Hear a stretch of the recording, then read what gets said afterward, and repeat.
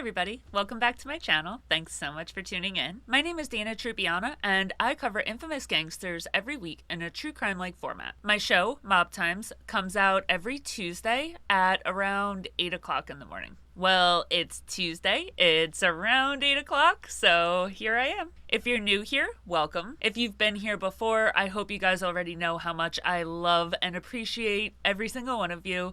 I love interacting with you, and these new lives that I've been doing are a huge chance to get to have conversations with you guys.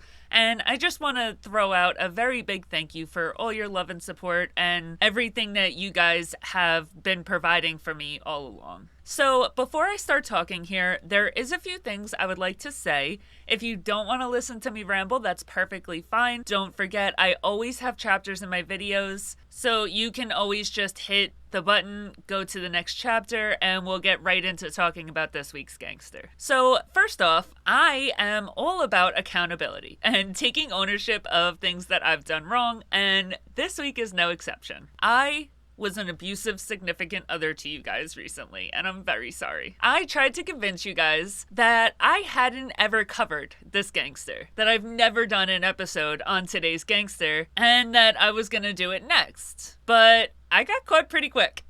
One of my amazing viewers was writing a screenplay about Stefano Magaddino. He was using my original video as a frame of reference, and when it got taken down, within a day or two, he threw up the flag, like, where the hell did your episode about Stefano Magaddino go? And at first I was like, I don't know what you're talking about. I've never done an episode on him. But I quickly was like, no, I'm lying. I totally did.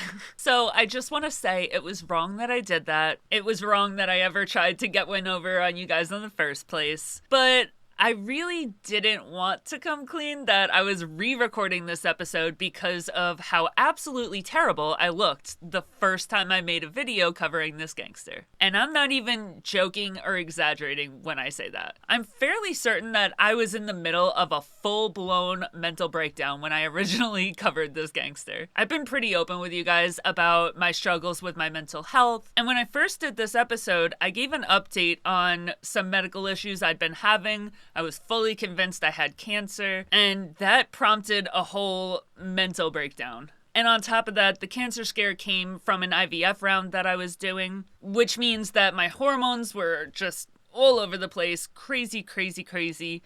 And it shows in what I did on my face. It was seriously a train wreck. I'm 99% sure that all the people, which, I mean, let's be real, guys, it's at least 85% of you guys are guys, but 99% of you guys that watched that video didn't care or notice that my makeup was all kinds of crazy, especially because I have actually recently had a lot of podcast listeners, which is great. Don't look at my face. I appreciate that. But for me personally, every time it came up, I cringed. It was seriously a train wreck. I'm pretty sure 99% of you guys did not mind the fact that I looked like a whole clown on that video. But I did, okay? I cringed every time that video came up. If somebody liked it, I died inside a little bit. If somebody liked the short that was made from that video, I died even more. I couldn't stand it. I had to take it down, guys. I'm so sorry, okay? But the upside of that is that now we get to go through a whole multi-part series on Stefano Magaddino, and we get to talk about him for a while. I really like the way that I've been putting together my episodes where I do multi-part series. I talk about someone for weeks and weeks at a time, and I really feel like at the end of that series, like, I covered most of the stuff that there is to cover about that person. So I apologize if you guys get to a point where you're just tired of hearing about that person because it's a 5-part long series and you're just like, ugh, I do not care about him. But at the end of the day, when you have people that are making content, making presentations or screenplays or whatever they're doing, it's always a very good resource to have a 5-part series that focuses on pretty much everything that's out there around that gangster. So I'm very sorry if you get tired of the person. Hopefully you enjoy just hanging out and, I don't know, listening to me ramble. So I hope that this isn't like the worst thing to you and you're saying like, oh, I'm not going to follow her anymore because I'm really tired of listening to weeks and weeks on end of one person. But one thing about me is I am a thorough human being. If I don't feel at the end of the day like I covered everything there was to cover and I fully encompassed that person, I'm not going to feel good about the content that I put out. And that's my number one goal. I don't make any money on this channel. I don't really get any benefit other than I like doing this. I like doing the research. I like putting videos up. I like hanging out with you guys and talking to you in the comments. I like that stuff. So if I don't like what I put out, I'm just not gonna do it. So I hope that you guys are enjoying coming along on my little adventure. I really do, but I just need to do this to feel good about what I'm doing. So at the end of the day, there's two things to take away from what I just told you. One, I have mental health issues, and if you see me looking like an insane person in one of my videos, know that most likely the reason for that is because I'm having a mental breakdown, okay? I do that sometimes. I've struggled a lot with my mental health. I'm the first one to come forward and say that I've had issues and talk about it, and I hope that that makes my viewers feel more comfortable talking about the struggles that they've experienced. Because I'm a strong advocate for if you suffer in silence, bad things happen, okay? If you're struggling with your mental health, if you're having any kind of issues, always come forward, always find someone to talk to. Talk to me. I'm more than happy to sit there and have a conversation and listen to you. If you need someone to talk to and you don't have anyone, like, reach out to me. But if you don't want to, find someone to reach out to. And at that time, I really didn't have anybody to reach out to. And I have found people since then. And I'm definitely in 1,000 times better shape mentally than I was at the time that I put out that original video. But that never goes away. And that's something I will always struggle with for the rest of my life. So, I mean, you know, what are you gonna do?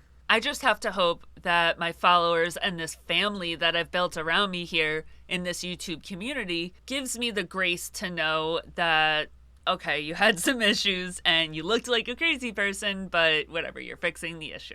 And once in a blue moon, I'm gonna go off the rails and maybe do something crazy, like put a video up where I have makeup that literally looks like clown makeup, okay? And I'll get on camera and act like it's completely normal. And then a year later, I'll look back at it and I will cringe in my very soul, and I'll take the video down and I'll re-record it, okay? Because that's what's going on here. Number 2 is that I will always come forward and come clean with you guys when I do something dumb, like try to gaslight you guys into believing something that is not true. As far as the information that I report in my episodes, I always say, listen, it's entirely possible that I'm wrong in the content that I give you, in the stuff that I tell you, because if the FBI is wrong, if the New York Times is wrong, I'm gonna be wrong. I have always been very loud about the fact that I will never in my life go and reach out to a person and their family or try to get secrets that aren't out there already. I report what the media reports. But in terms of my personal content and the episodes that I make and the stuff that I do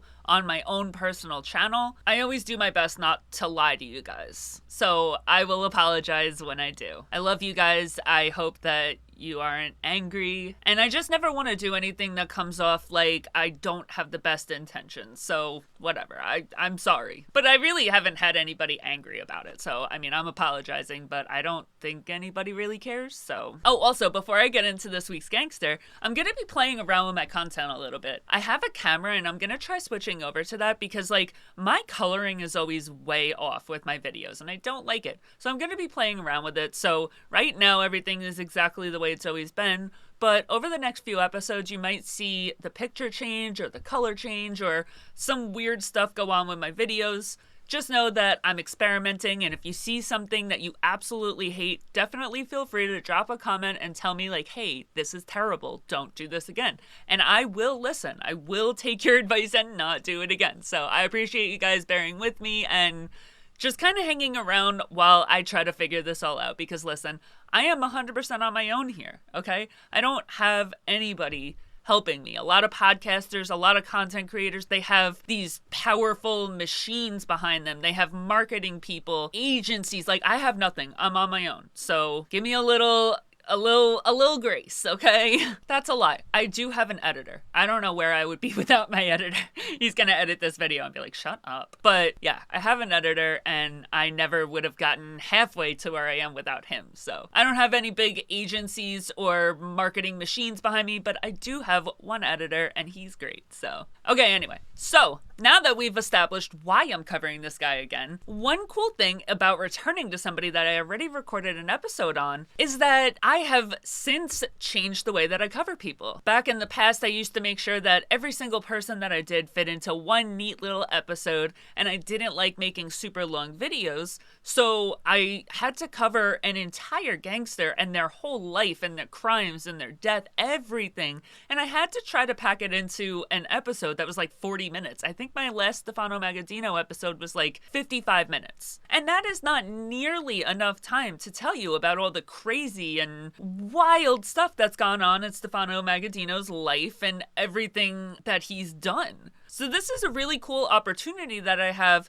to take everything that I said the last time and kind of expand on it. That's especially really cool when it's somebody like Stefano Magaddino, who is one of the longest reigning bosses in La Cosa Nostra history, so there's so much to talk about with him. Like, he's such a cool historical figure, and I'm really excited to get to share with you guys everything that he did. Another really cool thing is that there's been additional information that's come out in the time since I recorded it last, and I'll be able to include that information into today's episode. The last time I recorded an episode on him, it was in March of 2023, and there's been a lot of public interest in him in the time since then for some reason. I don't really know what the peak of interest is, but listen, that leads to a decent amount of articles being written about him, a lot of conversation about him, a lot of information that wasn't available when I recorded this last. Some of the things that I've read about him since I decided to do this episode again is really interesting, and I wish I had it available the first time I did the episode. There's one article that I'm gonna just straight up summarize because it's really good. If this article was available when I did the episode the last time, I probably would have made most of my episode about it. So let's go ahead and get started on this gangster. We'll go over the whole entire life and legacy of the late, great Stefano Magaddino.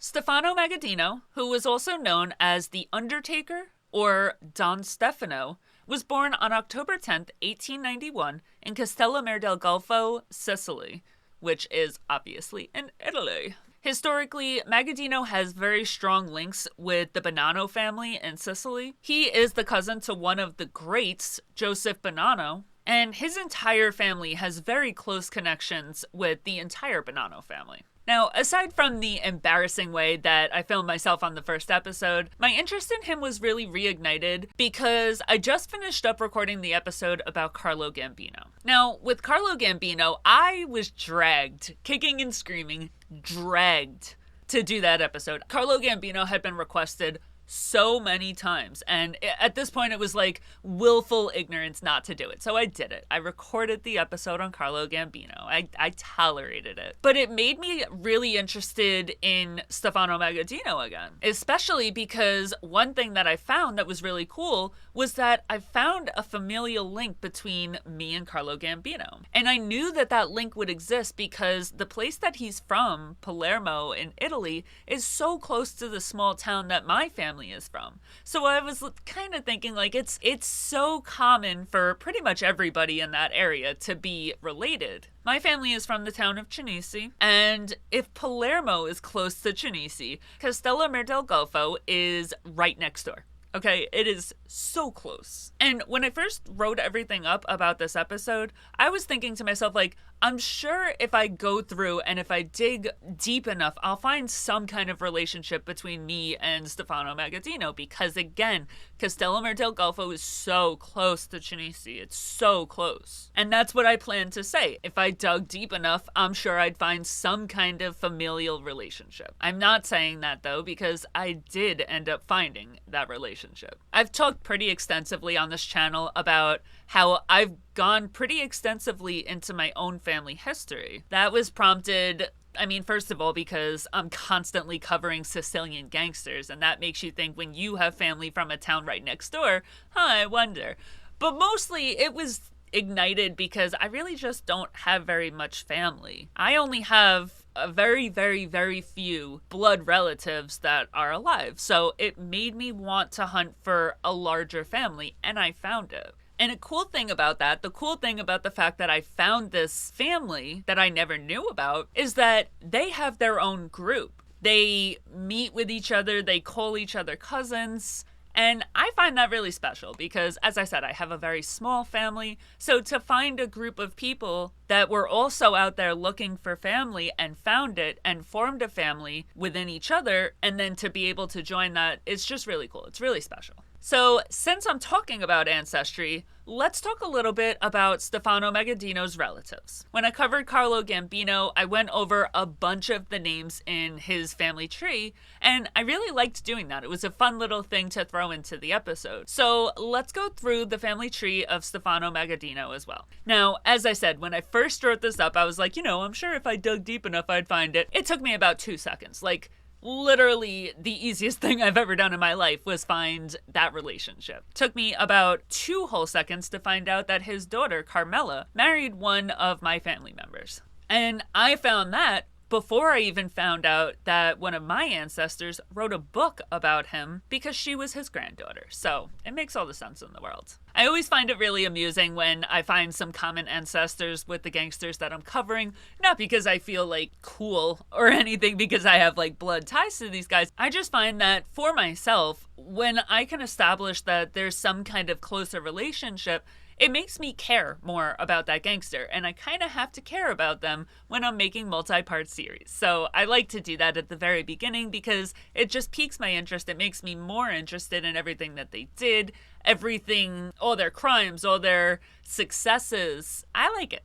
But either way, if it had nothing to do with me, it's always fun to go through their family history because you're always going to find some familiar names in their family tree. Now, mind you, I think Stefano Magaddino might be the closest person that I've found that is aligning with my own family tree. For reference, my grandmother's maiden name was LaDuca, or Lo-Duca, depending on who's writing about it. The LaDuca or Lo-Duca line is probably the strongest and longest tree in my family tree, and that's probably just because it's so recent. It was my grandmother that had that last name. Stefano Magaddino's granddaughter, Joanne LaDuca, wrote a book called Stefano Magaddino, A Family Story. So in terms of my own genealogy search, Stefano is almost a direct ancestor of mine. He's not my grandfather or anything like that, but he's somewhere close. His daughter married either my grandfather's sister or my grandmother's brother, some close relationship. There's a relationship there. And it's actually kind of interesting because if you look at the cover of this book, I didn't really notice it at first, but somebody that I was looking through my research material with looked at the screen and was like, oh wow, I thought that was a picture of you. And I'm like, I don't think the resemblance is that close, but I do see it. I do see the resemblance. So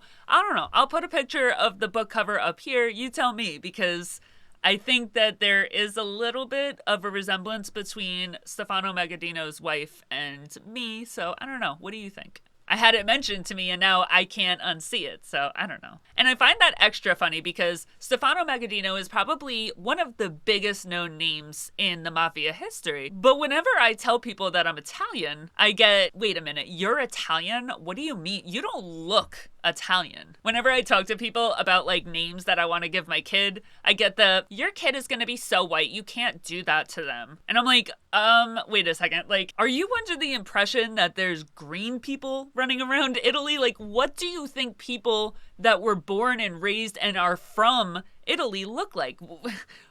I would love to know what the public's general idea of what people from Italy look like. They're white. Leave me alone. They look like me. I might be a little paler because I'm not 100% Italian, but I'm not that far off. Leave me alone. Talking further about my own family tree in terms of the mafia, my actual grandfather, my direct descendant, was Vito Lo-Duca. And that name would come to be known as La Duca or Lo Duca. It's all mixed and matched. But Vito Lo Duca was one of the men that were arrested and then murdered on the orders of Giuseppe the Clutch Hand Morello in connection to the Barrow murder. I've tried to reach out to the guy that wrote this book on Joe Petrosino, who mentioned my grandfather in this book on multiple occasions, and I wanted to reach out to this writer to tell him that he actually only has half the story. He fails to see how Vito Lo Duca has a direct cause and effect relationship with Joe Petrosino and how and why he was murdered. It seems like the right thing to do to reach out to this writer and tell him, like, hey, you're missing half the story, considering that right now, as we speak, Leonardo DiCaprio is making a movie about Joe Petrosino and the whole scenario that led up to his death, and the writer of the book and the writers of the movie have no idea that they're missing half the story.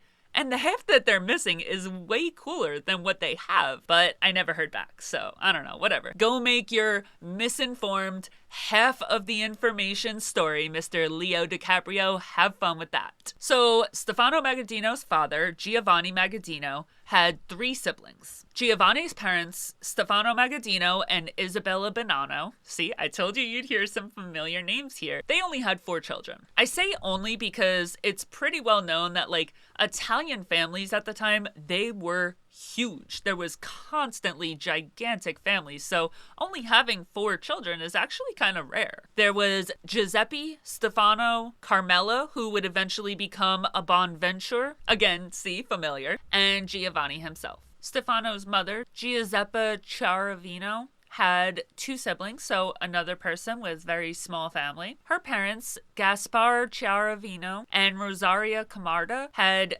3 daughters, Rosa, Maria, and Giuseppe. Giovanni and Giuseppe got married in 1882 in Castellammare del Golfo, and together these two, who each came from relatively small families when you're looking at the scope of what other families looked like at the time, had 8 children. 8! Stefano Magaddino had 7 siblings. That is so many kids. Maybe they both hated that they were from small families. I don't know. But I'm gonna be 100% honest with you. I have seen a lot of variations here. I've seen that there was 8 kids. I've seen that there was 9. I'm not 100% sure. So I'm gonna give you all of the names that I've seen listed as his siblings. And I don't know, I might be off on 1 or 2. I'm not 100% sure. And I'll go over why I can't be 100% sure on this. But I want to give you names that come up when I search. So names that I've seen listed as Stefano Magaddino's siblings are Pietro, Gaspar, Giuseppe, Stefano, Arcangela,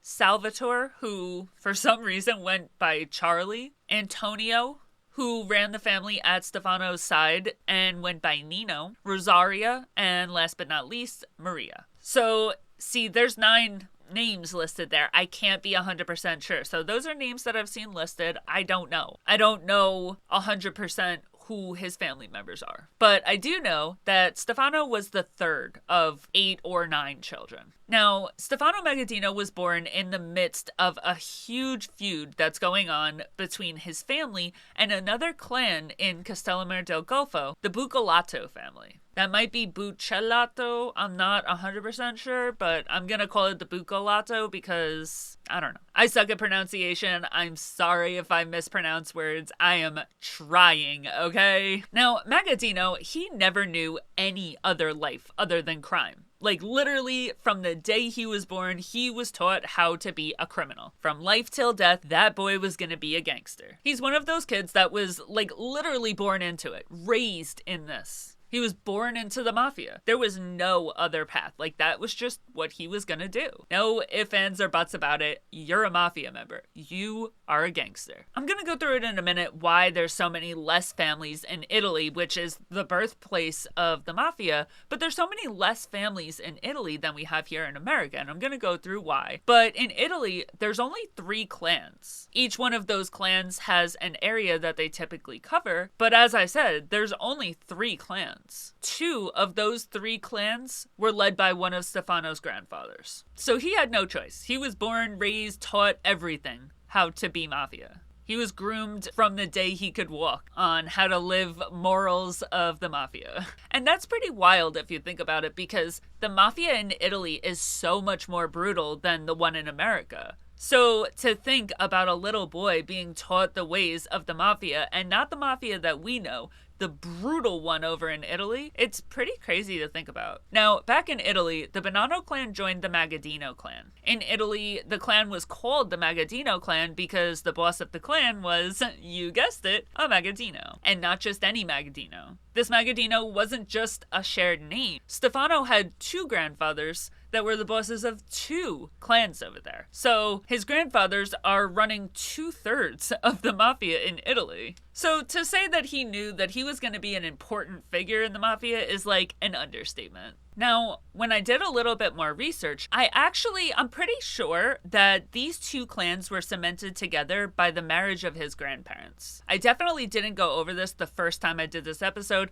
because, as I said, I didn't really go into genealogy or anything like that the first time. But since I do a genealogy search now, I know that Giovanni's mother, Stefano's grandmother, was a Bonanno. I don't think that's a coincidence. That is how families or clans match and cement each other in each other's lives over in Italy. I'm pretty sure the marriage of Stefano's grandparents, that's why they got married. And in true royalty fashion, they formed a new family and a new clan together, which is pretty cool. Now, I think I went over this a tiny bit in the Gambino episode, but we're going to briefly review this here too. The mafia in Italy is actually really similar to the mafia that we know nowadays over here, aside from the crazy shit that they do that we don't have our mafia doing here in America. But there's a very specific reason that they look so similar. The one here in America was modeled after the one in Sicily. If you have any interest, I went over the entire formation of the entire mafia here in America in sickening detail in my Gambino episode part 1. There's even chapters in the episode. I mean, it's a pretty good episode, if I do say so myself. So you could sit around and listen to me ramble if you really wanted to. But you don't have to. If you want to just learn about how the mafia was formed, just go to my Gambino episode part 1, skip to the chapter, and then you can leave. But I hope you stick around. Or just don't go at all. I don't know. Now, the mafia over in Sicily, it's a lot smaller than the one here in America. Believe it or not, there is way more people in New York than there is in Sicily. In 2023, New York's population was 19.571 million, while Sicily is only 4.8 million. Back in 1910, the population in Sicily was 3.8 million, and New York was 9.137 million. Isn't that wild? I don't know why, but I was totally expecting to see the number of people in New York back then to be higher than what it is now. Because if you look at pictures from like olden days, you see people packed into these places like sardines. Like people are crammed into New York City in old times, and you don't really see that very often anymore. So I totally expected the number to be way higher back then, but no, it was a lot lower. Now, having said that, Sicily is 9,927 square miles, and Manhattan alone is 22.82 square miles. Think about that. There's so many people that live in Manhattan,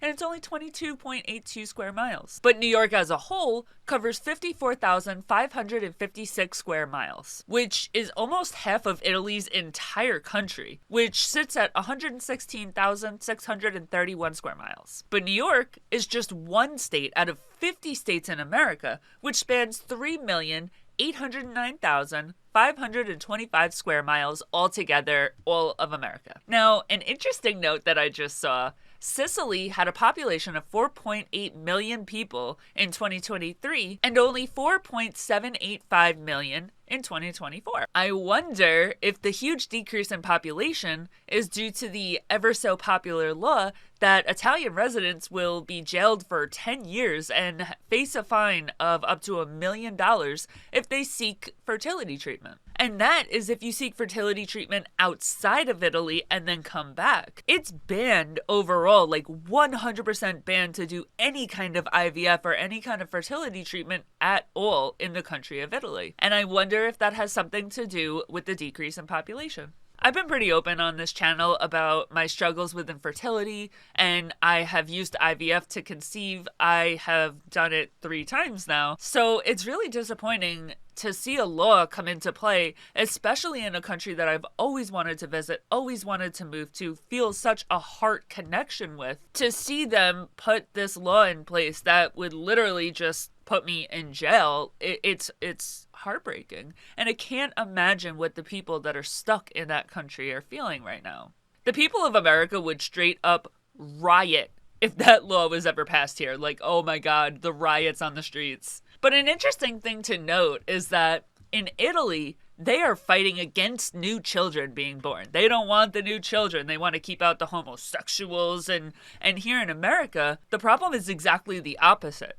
There's a big fight right now. We had a whole election get chosen over the right to terminate pregnancies. And we have a president-elect who came out publicly and said not only does he support IVF, but he's looking to make IVF free for every American, which would be wild because if he does that, I swear to God, I have like a curse on me. I had my student loans at like one of those illegal colleges, and it's the only student loan I ever took. And they passed a law where you didn't have to pay back student loans if your college turned out to be like, disbanded. But they passed it 1 year after I went to school. So I got to pay every dime of my student loan, and that was great. And the same thing here. I've spent at least $100,000 on fertility treatments. And then we get Trump, who says that fertility treatments are going to be 100% free. I hope he does something retroactively, because that would really suck. But at the same time, I support women that are trying to get this done for the first time. So I hope it actually ends up going through. But yeah, it's heartbreaking to see that law be passed and that whole, we would rather people not have children than to encourage homosexuality mindset in Italy, because my entire family comes from Italy. I've always wanted to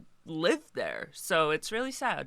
But I do also find it interesting that we have exact opposite problems in the two countries. Super weird. I don't know. It just popped into my brain. I just thought about it. So, whatever. The reason that I went through those numbers in the first place is a very, very, very long way of telling you that probably because of the huge difference in population and the fact that there's so many more people in America than there is in Italy, and there's such a larger space for people to roam, there's a lot more families here in America than there is in Sicily, which you would think would be the opposite because Sicily was the birthplace of the mafia. And it has grown and expanded leaps and bounds here in the good old US of A. Sicily has 3 clans that control the entire mafia in pretty much all of Italy, I believe. Well, New York alone has 5 families, plus the family in upstate New York. So technically, New York as a state has 6 families in this one state alone. Then you've got Chicago, Los Angeles, Florida, Vegas, Detroit, Cleveland. They're all over the place. So I would assume that the size of the mafia itself has to just be hugely outnumbering Italy's mafia, even though, once again, Italy is the birthplace of the mafia. So it's interesting to note. Quick point though, I'm fairly certain that the mafia in Italy is just as strong as ever, while the public seems to think that the mafia here in America is dead, or that it has dwindled down to nothing and they don't have any power and they don't really do anything anymore. However, as a conversation that I had in my comments with a follower the other day pointed out, the public really doesn't know anything. The only thing that us as the American people know is the propaganda that the government wants us to think that we know. We don't know shit.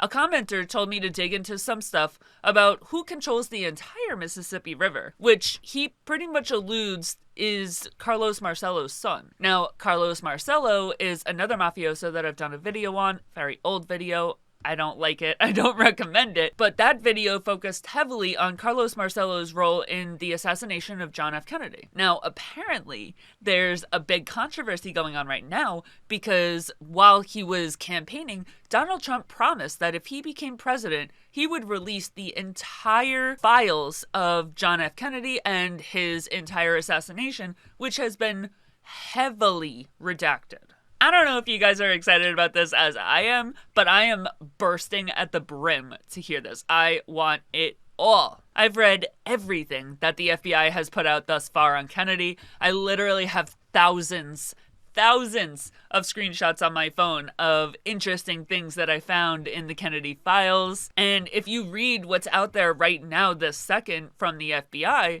you would be led to believe that it was the Cuban government that killed JFK. But if Trump really does release these records, I'm really, really excited for that. And expect me to be skipping at least 2-3 weeks of episodes because I'm just going to be offline. I'm not going to talk to anybody. I'm not going to anything. I'm not doing an episode. All I'm doing is reading these JFK files, okay? Sorry I keep getting sidetracked. I just keep going off on tangents.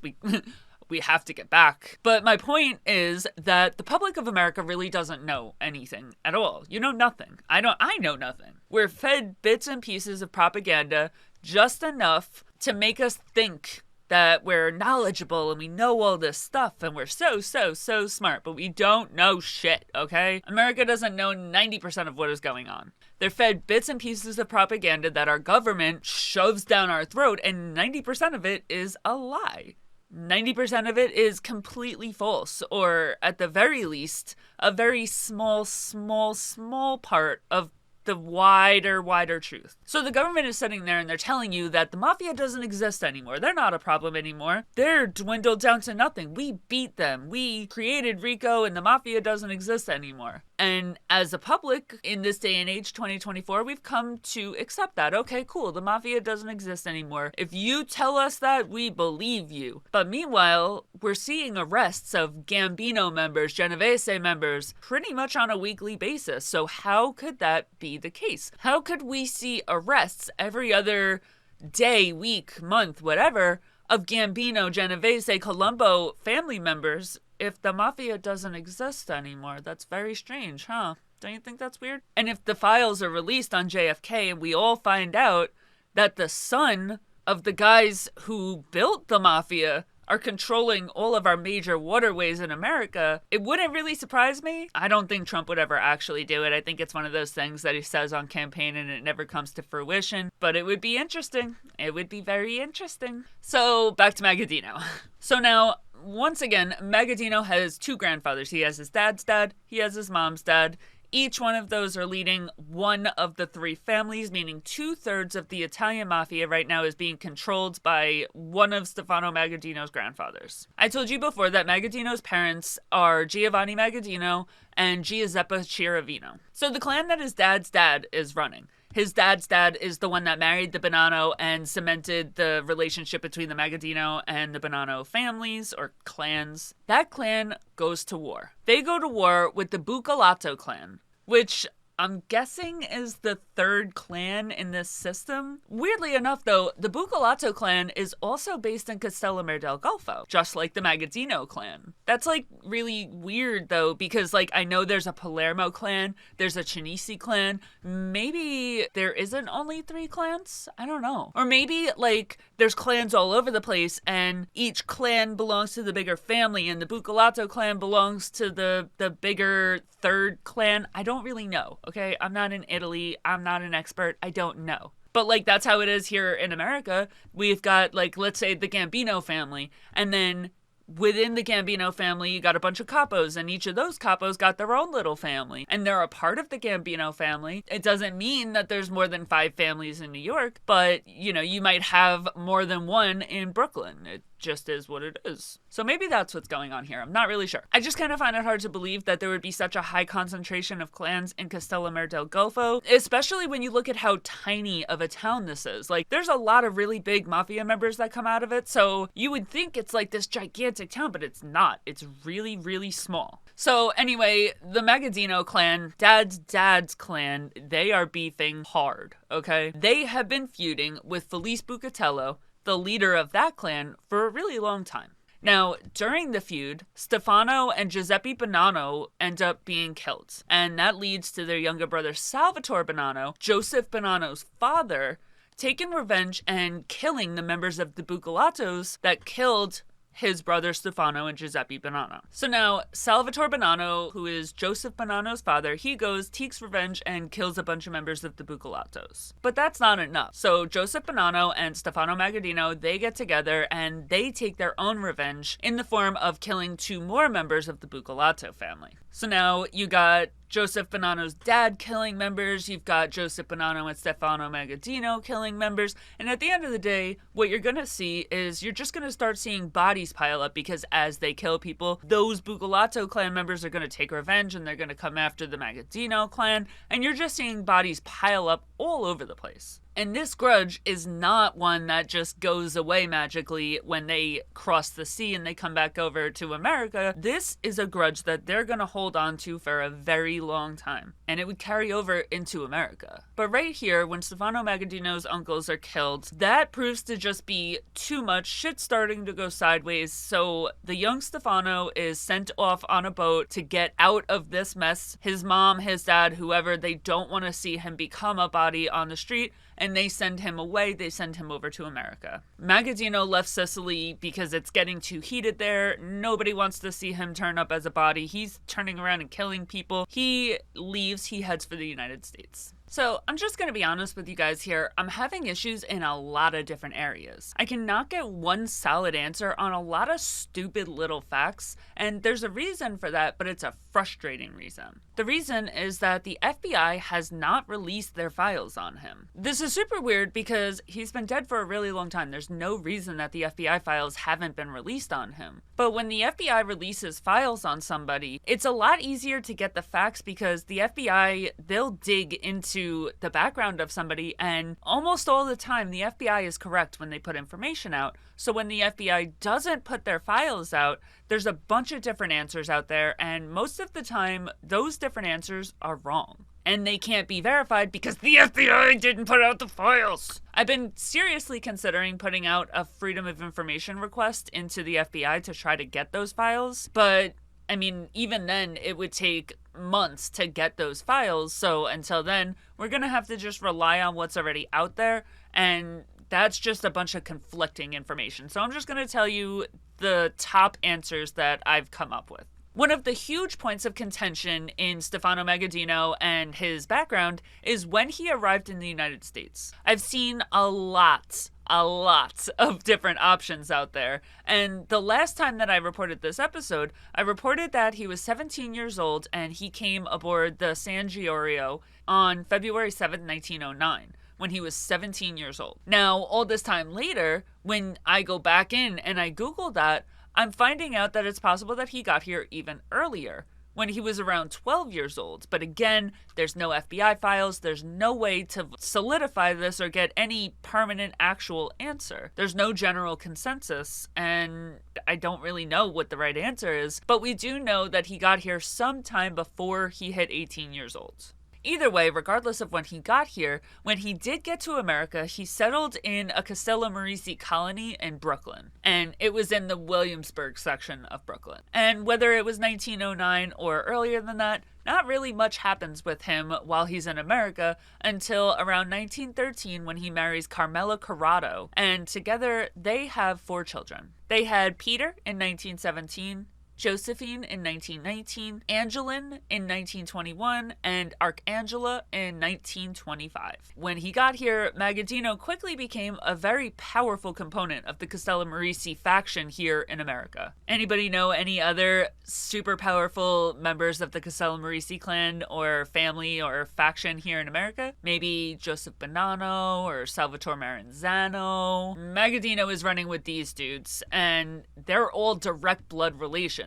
Also, another big name coming out of here is Gaspar Milazzo, another gangster that I've done a video on. So either way, when he got there to the Castellamare little settlement in Brooklyn, he quickly rose through the ranks and became a really, really integral part of the Castello Morici clan, or the faction that was going on here in America. Now, a number of mafia gangs existed in the New York area at the time. It wasn't the way that we know it now, as there's 5 families, and if you're in the mafia, you fall within one of those 5 families. There's all kinds of different gangs and factions, and they have different sets of morals and standards. You've got Northern Italy gangs, you've got Southern Italy gangs. The Sicilian Mafia is a whole different thing, and we've gone over multiple times on this channel what the Mafia Camorra War was. This is the Mafia. This is the Sicilian Mafia that Stefano Magaddino comes over and becomes a part of because he's from Sicily. Makes sense. Again, if you're interested in knowing more about that, I refer you to part 1 of the Carlo Gambino episode. I go over it there. We're not going to go right back through it, but, you know, the gist of it is, right now, the mafia doesn't exist. It's just a lot of different gangs that are Italian. Now, when Stefano Magaddino got over to New York, he became an advisor for a street enforcer named Giuseppe Pepe Bonanno, who is Joseph Bonanno's father. And I'm going to be honest with you, I'm a little confused because I read before that Salvatore Bonanno was Joseph Bonanno's father, and now I'm seeing Giuseppe Bonanno is his father. I don't know. Again, the FBI files haven't come out on these guys, and that makes it a lot harder to kind of sift through everything that's going on and tell fact from fiction. As I said before, I do plan to put a Freedom of Information Act request in later, and I hope that I can get the FBI files on Stefano Magaddino, and maybe I can get a little bit more clear of a picture if I were able to actually get those files. But, I mean, right now, I'm just able to report on what I see and what's online. It's a little confusing. Sometimes I'm getting conflicting information. I really don't know. But either way, Stefano Magaddino is kind of in a weird predicament because when he was over in Sicily, his family were the head honchos in the mafia over there. But it's clear that once he got to America, his family is no longer in charge. The Bonannos are now in charge. They're the ones that are running the streets in America. And there's an ongoing war that's still waging from over in Italy. So the guys over here in America, they're fighting the same war that Stefano Magaddino had just been fighting over in Sicily. He left Sicily because things were getting too hot, only to get to America to find out that that same war is being fought on these streets as well. But because that war is being fought, it matters a lot that the Bonannos have a lot more numbers on the streets over here. So obviously, they're going to be running things. And at the end of the day, whether it's a Magaddino or a Bonanno, it really doesn't matter. Stefano wouldn't be in charge over here anyway. He's still a young kid. He's 17, 18, maybe 19, 20 years old. There's no way he would be capable of running things. But the fact that the Bonannos are running things over here in America doesn't really matter. Thanks to Stefano's grandmother being a Bonanno, Magaddino may as well be a Bonanno himself. They're practically brothers. Stefano Magaddino and Joseph Bonanno look at each other like brothers. They grew up like brothers. They were raised like brothers. They may as well be blood brothers. It does not matter that they're only cousins. That's why I said when I was doing my Bonanno video, I said from day one, Bonanno lied. Okay, Bonanno said when he made that whole plan, he was going to kill Lucchese and Gambino. He said that he planned to take out Stefano Magaddino as well, and that was absolute bullshit. He was never going to lay a hand on Magaddino. That would never have happened.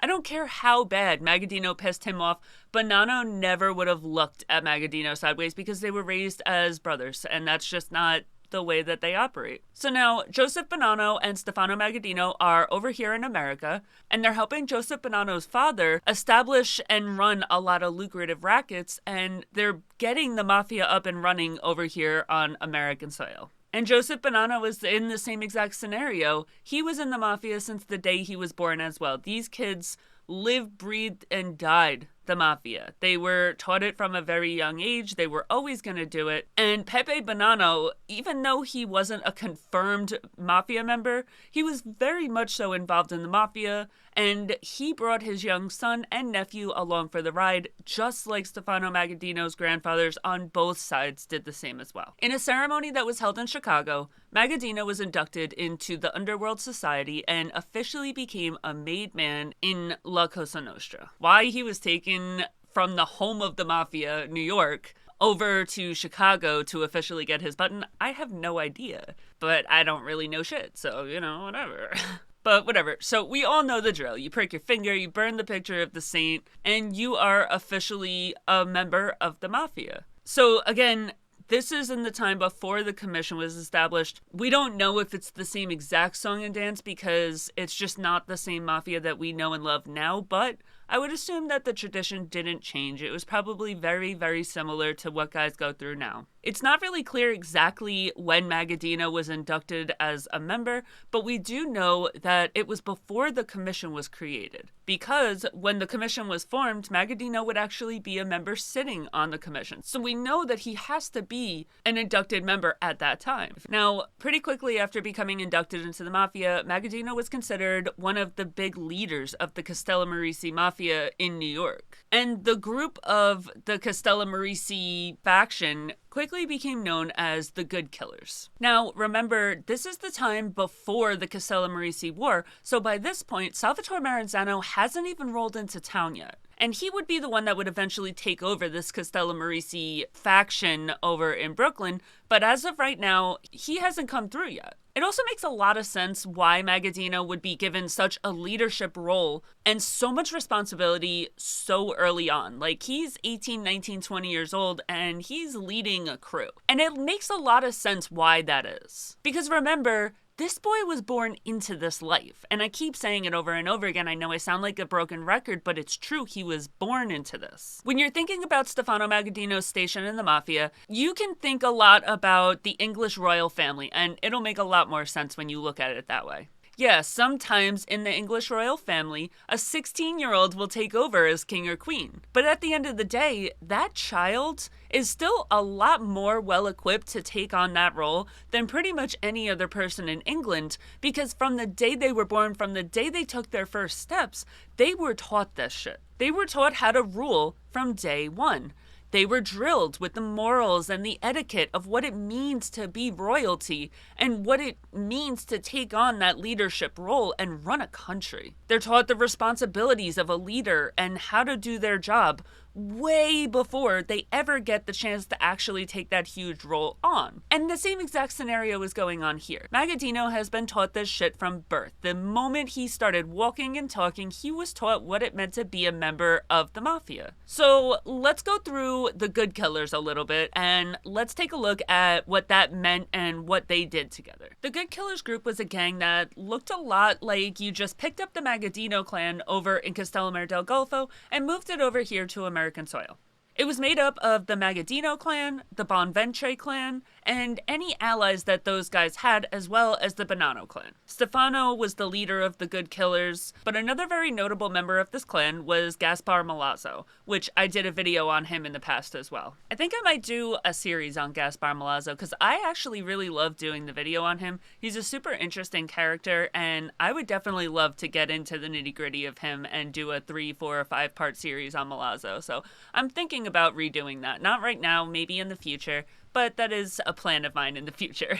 So now, over in America, the Good Killers are in the same predicament as their sister group is over in Italy. The 𝐕𝐈𝐃𝐿𝐴zzo clan is one clan over in Sicily and America. The guys that came over to America are at war with the Magaddino clan that came over to America, and the ones that stayed in Italy are at war with the guys that stayed in Italy. Now remember, this feud has been waging for a long time. This war all started because a member of the 𝐕𝐈𝐃𝐿𝐴zzo clan murdered a member of the Magaddino clan, I think it was 15 years earlier. A Good Killers member named Bonventre, who was a baker in Brooklyn, was killed, dismembered, and his body was burned in his own bakery's oven. And that happened in America. It happened in Brooklyn. And that sparked a war that was going to wage for a very long time. Now, the first time that I did this episode, I really didn't get into this murder. I just mentioned that the war was going on because of this murder. But that's absolutely bonkers. A man was killed, he was chopped up, and his body was burned in his own oven. Like, let's talk about insult to injury, man. That's messed up. On top of that, this man's death would spark a war that would wage for 20 plus years. And this war would culminate during one of the bloodiest mafia wars that we've ever seen, the Castellammarese War. And his death may very well have had a huge hand in causing the war in the first place. So I don't really know how I didn't go into it very much. I think because there's really not a lot of reading material on this entire thing. Like, there's nothing out there about this murder. We know that it happened. We know that the war waged because of this murder, but we really don't have that much information on it. But we're gonna go over what I am able to find. So let's talk a little bit about the original guy, Bonventre. Now, this original guy, it's a little weird because it kind of seems like he might be like Cher or Bono. Like, I can't find a last name. The only thing that I can think is maybe Bonventre is his last name and he has a first name, or maybe it's Bonventre Magaddino or Bonventre Bonanno. I don't really know. I don't know. I just know that he's known as Bonventre. But even though we know this clan as the Good Killers, the Magaddino clan, they went by a different name over here in America. The Magaddino clan and their allies, who we know as the Good Killers, they called themselves the Bonventre gang here in America. And they did that in homage of Bonventre and what he went through and why they felt they were waging this war in the first place. The clan swore to exact revenge in Bonventre's name, but for all his fame and all the blood that was spilled in his name, you would think I would be able to find a last name. But I'm not. Bonventre, he is the original leader of this gang that we know as the Good Killers, but they go by the Bonventre gang. But really, it's just the 𝐂𝐸𝐻𝐿𝐸 clan here in America. And that's the same clan that would go to war in the 𝐂𝐸𝐸 War, being led by Salvatore Maranzano. And later on, it would come to be known as the Bonanno family. So when I'm talking about this gang, just keep in mind, this is the bare bones early version of the Bonanno family. So when Bonventre was murdered, this is way back in the early 1900s, like 1901, 1902 area. And this is back when Magaddino was just a tiny little kid. Like, he was born in 1891, so at this time, he's only like 9, 10, 11, 12, somewhere in that area. He's a very young boy.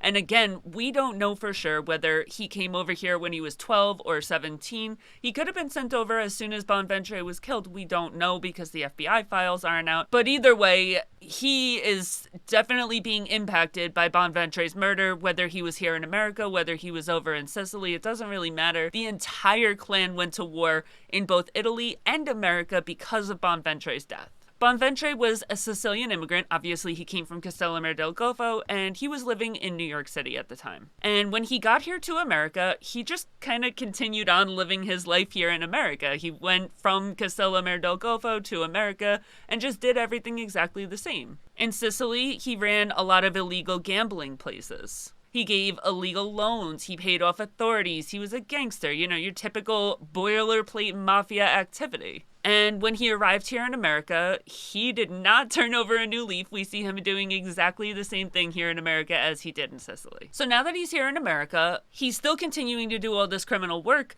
but at the same time, he's building a legitimate enterprise and it's becoming pretty successful. A bakery. But remember, this war goes deep. So now I said that this war turned bloody with Bonventre's murder, but it wasn't the beginning of the tensions between these two clans. So Bonventre's over here in America, he's running his bakery, he's being a gangster, doing his illegal dirt. He's probably hooked in with one of the gangs like the Morello gang or the Black Hand or something like that. Or he's leading what we know now as the Bonanno family. That's probably more likely what was going on. But whatever, he's just eking through, you know? He's not really doing anything too crazy. He's just living his life. Well, back over in Sicily, rivalries are heating up between this gang. Tensions are getting hot. The 𝐂𝐸𝐸 faction of the Magaddino Clan and the 𝐕𝐈𝐃𝐄𝐎 clan, they are not liking each other at all. And tensions, it's getting so thick that you can feel it. So to get their point across, what do? Do they fight a war on their home soil? Hell no. So what do? They ring up their boys in New York. So the 𝐕𝐈𝐃𝐄𝐎 boys in New York, they come through and they show up at Bonventre's bakery.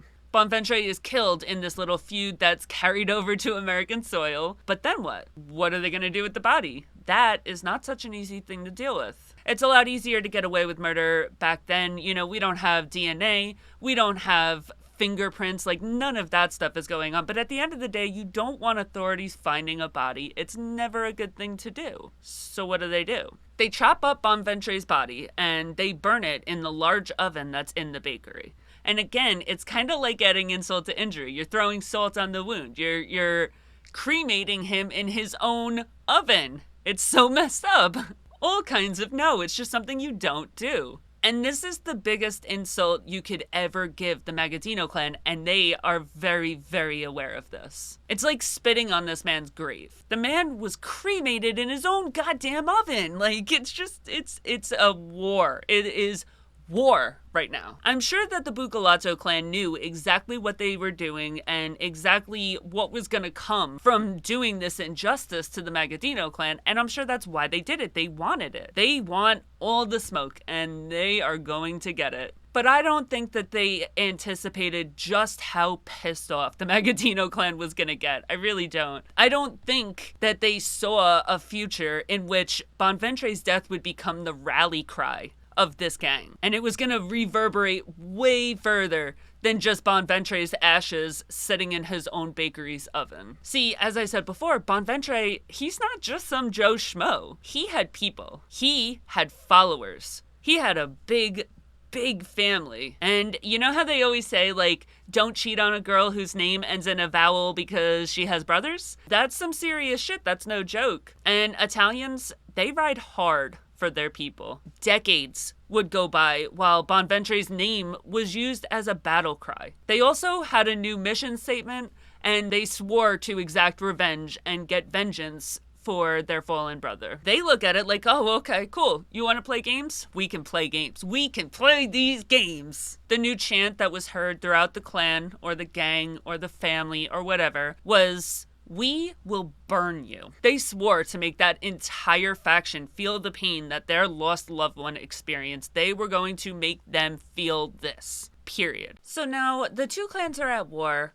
Obviously, Bonventre is dead, but the Magaddino clan took out the guys that were responsible for Bonventre's death. In response to that, the 𝐕𝐈𝐃𝐿 clan turned around and took out the guys that were responsible for taking out those guys, and so on and so forth, and we officially have a war. The war has waged since that day, leading to the death of countless gangsters since the original murder in that bakery all those years ago. So let's talk about how all of this came to light. How did the police find out about all of this in the first place? We all know, since we all watched part 3 of the Carlo Gambino episode, that the first mafia rat was Joseph Valachi, and that didn't happen until the 1960s. This is way before that, so what could possibly have happened? How do they know? How do we know? How am I able to tell you this? Well, before we get into all of that, we have to fast forward to 1916, where this war between Magaddino and the 𝐕𝐈𝐃𝐿 clan is still raging, and it hits a breaking point with one murder in particular. Now, these two factions have been trading bodies for years now.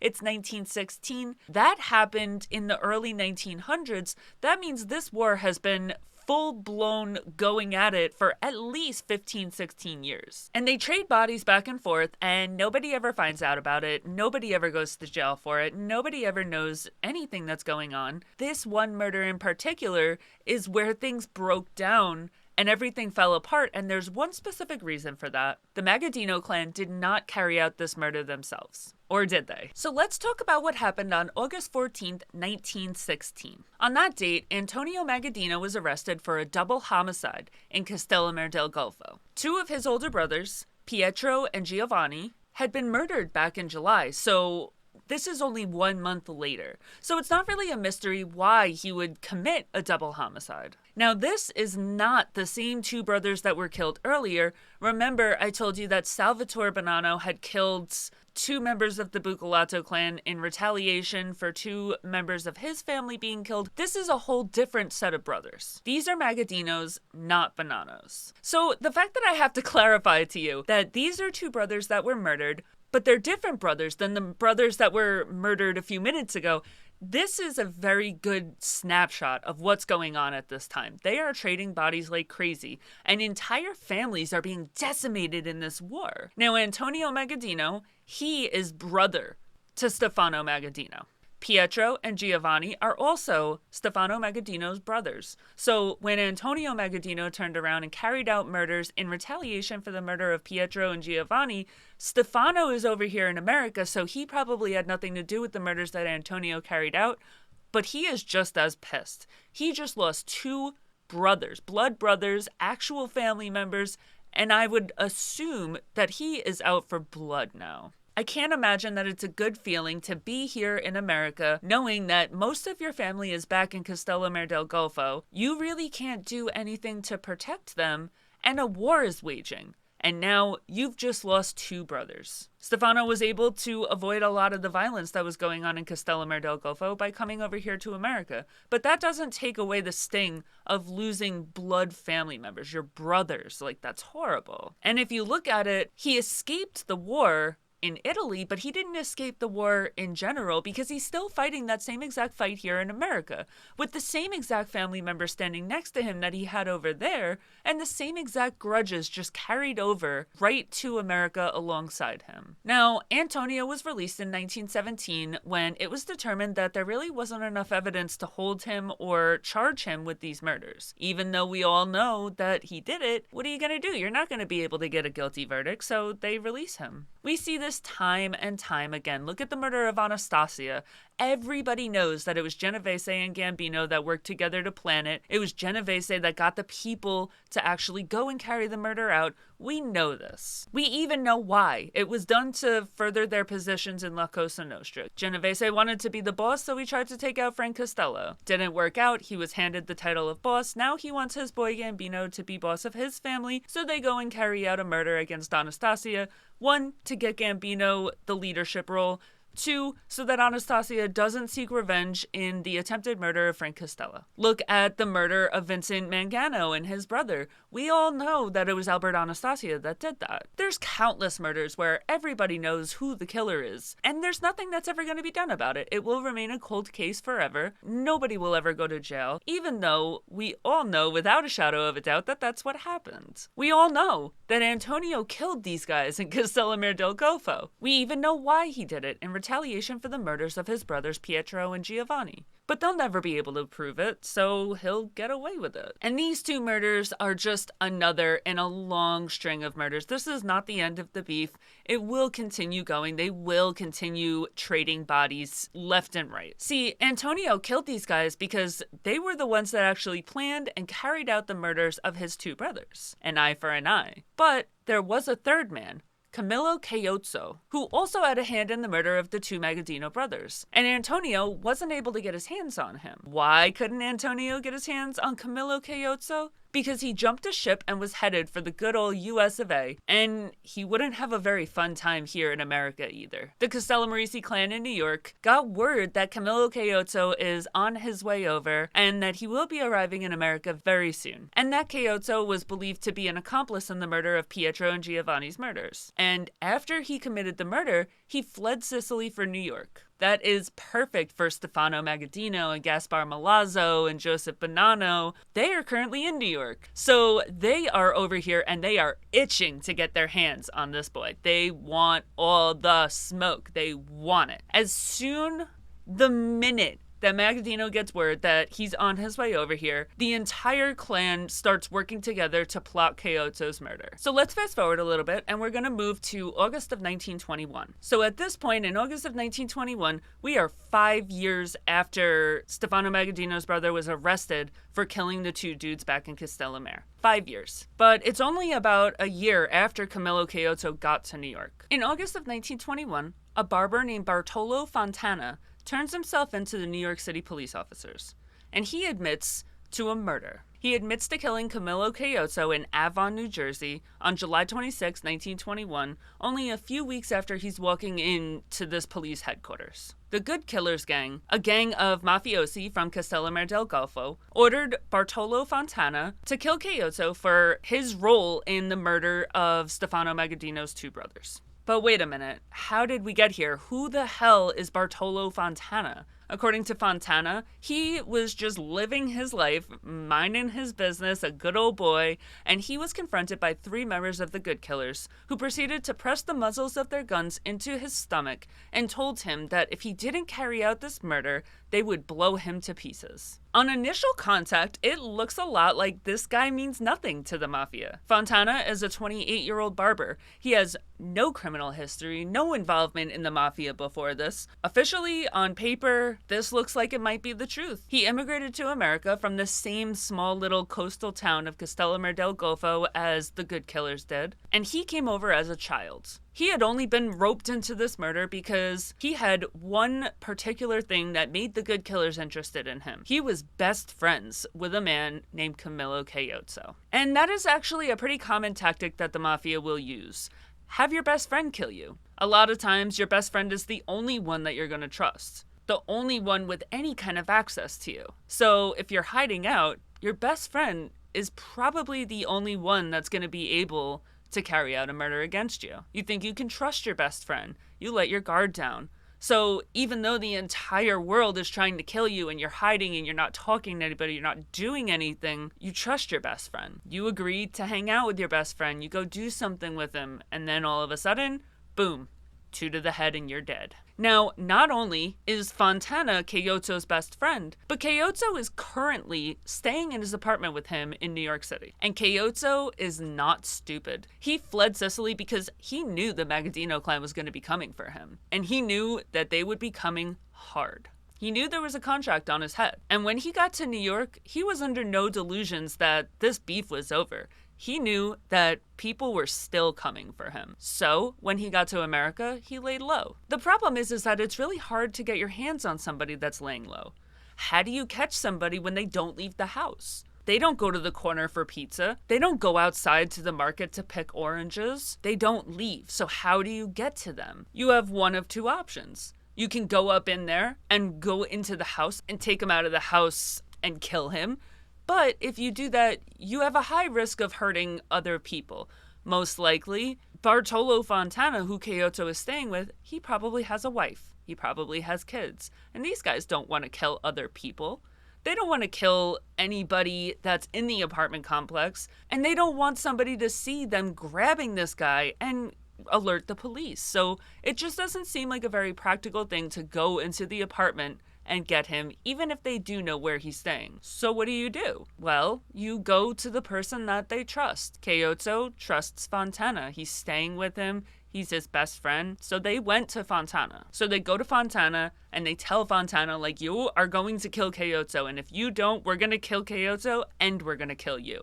Fontana doesn't want to die, so he invites Caiozzo to go duck hunting with him. The 2 men headed to the River Inn in Neptune City, and they went for a weekend trip. Remember, Caiozzo is holed up in this apartment. And it's not like modern days. You don't have Wi-Fi and you can sit there scrolling TikTok all day, every day. He's probably getting very restless. He probably needs to get out of the house. He's been in New York for almost a year. He's probably not left the apartment very many times. So when Fontana invites him to go on a duck hunting trip, he is all about it. They arrived at the River Inn, a farm that was near Ashbury Park, on July 20th. Caiozzo and his best friend Fontana head off into the woods with their guns to go hunt these ducks. And Fontana just randomly pulls out a gun and puts a hole in Caiozzo's back and his side. And Caiozzo never saw it coming. 2 other members of the Good Killers, Francesco Puma and Giuseppe Lombardi, went to the cabin with Bartolo Fontana, and they just came separate. Fontana knew that they were there, but they didn't come together, obviously, because Caiozzo would have caught on that something was wrong. But Fontana knows that Puma and Lombardi are at the cabin waiting. Lombardi is sitting around. He's sitting in the common space, probably like a reception area, and he's sitting around waiting on word for what happened from Fontana. Fontana comes in from murdering his best friend. He goes to Lombardi, and he tells him that the deed is done, and Lombardi takes over from there. Lombardi and Puma get to work, and they start brainstorming on what to do with the body. And Fontana has also now looped in the owner of the inn. They all work together to figure out what to do with this body, and they end up deciding to wrap some stones around Caiozzo's body and throw it into the water at Tucker's Cove. The body would be discovered 2 weeks later by some crabbers in Shark's Cove, about 4 miles down the river from where they originally dropped the body. Now, we know that we've been made aware of this entire situation because Fontana agreed to help the police set up a sting operation and get the Good Killers. And he did this because he was convinced that he was going to be killed. And honestly, that's not really that far-fetched. Mafia guys do this all the time. They kill people even if there's not any sign whatsoever that they're going to turn into a snitch, but it's tying up loose ends. It's killing people to prevent them from maybe becoming a snitch in the future. And it's a very common tactic. Fontana also believes that his life is in danger because he believes he narrowly avoided a planned execution. So after he pulls off this murder that he's been roped into, after being roped into this beef with the Magaddino and the 𝐕𝐈𝐃𝐿𝐴 clans from his hometown, the Magaddino crew calls him up and they're like buddy with him. They're like, hey, you popped your cherry. We're super proud of you. I'm so impressed that you got this done. Like, we thought you were going to have issues. We really did. we're so proud of you. Like, we want to do something nice for you. Good for you. We're proud of you. You're our boy now. You did us a big favor. Thank you. We want to throw you a dinner. We want to celebrate you. We care about you. You're one of us now. Come to this dinner, let us celebrate you. Now, mind you, this is a really big deal. As I was saying before, the Magaddino crew is mafia royalty. He comes from the same town as these guys. He knows what a big deal these guys are. He is really honored when he gets this call, and he's excited. So now he's getting all spiffy, he's putting his best suit on, he's getting ready, he's straightening his tie in the mirror. Everything is going great for him. He is so excited, so happy. This is his chance. This is where it all starts. This is where the story of Bartolo Fontana, some little barber that's just eking by, this is where his story begins. So his boy rolls through. His boy comes over and he's like, hey, what's up? What are you doing? Why are you getting all fancy? Fontana, because this is his boy, he's gonna share. He's like, oh, no big deal. The Magaddino crew just wants to throw a party to celebrate me, okay? I am such a big deal. I am so cool. This is so amazing. They want to celebrate me because I'm so great. They want to honor me for my contribution. And how amazing is that? What a big deal am I now? Oh my God, this is so cool. And his boy turns around and he's like, yeah, that's kind of why I came. We need to talk. You might not want to go to that dinner because if you go to that dinner, you will not be coming home that night. Or any night ever again. The dinner's a ruse. This is an execution. You will die. They have no interest in honoring you. That each one of them have stacked up so many bodies. The fact that you think that they want to honor you because you got one body on you is a little wild in the first place. But the whole point of this is so that they can put a bullet in your head, okay? This is not in honor of you. This is not because you're their new boy. They want to get rid of you. They don't want you to snitch because they forced you to kill your best friend. They're coming for you. You're done. And at first, Fontana turns around and he's like, no way, you're wrong. They want to be my friend. They want to honor me. They want to say thank you. I did a really big favor for them. All they want to do is be there and say thank you and celebrate me. You are wrong. You're just jealous, okay? I have the friendship of the Magaddinos. You don't. You wish you did, but you don't. And you're jealous and you're lying. The Magaddinos would never do that. I know them, okay?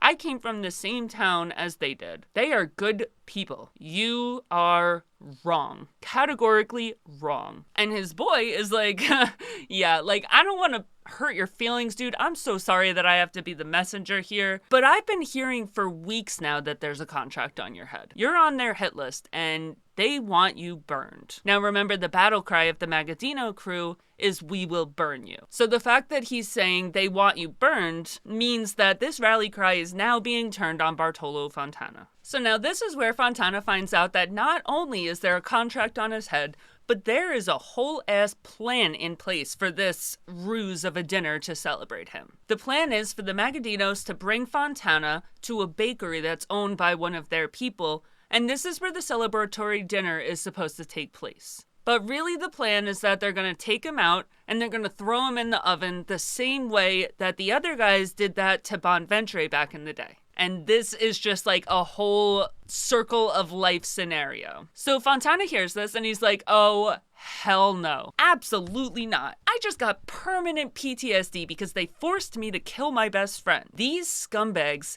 came over, put guns in my stomach, forced me to kill my best friend who's been living at my house with my wife and my kids for a year now. And now, because I did them a favor and gave myself a whole lot of PTSD and killed a man that's been laying on my couch, become a member of my family for the last year, they're gonna kill me for that? Hell no, I don't think so. Not going to happen. So now Fontana is pissed and he's sitting around and he's contemplating revenge. But what do? This is Stefano Magaddino, BFF to his cousin Joseph Bonanno and Gaspar Milazzo. He knows these guys. He comes from Castellammare del Golfo. These guys are no joke and he knows it. They're literally mafia royalty. So what the hell do you do? So I was gonna try to get the entire story about Fontana and everything that he says and all the damage that he caused. I was gonna try to get it all into this episode, but I think there's just way too much on it. So I think I'm going to finish up Fontana's story in the next part. So I'm gonna end the recording here, and in the next part, we'll go over everything that Fontana does and the fallout from what he does. So make sure you tune in next time because I'm leaving you guys on the hook a little and I want you to come back. So see you next week.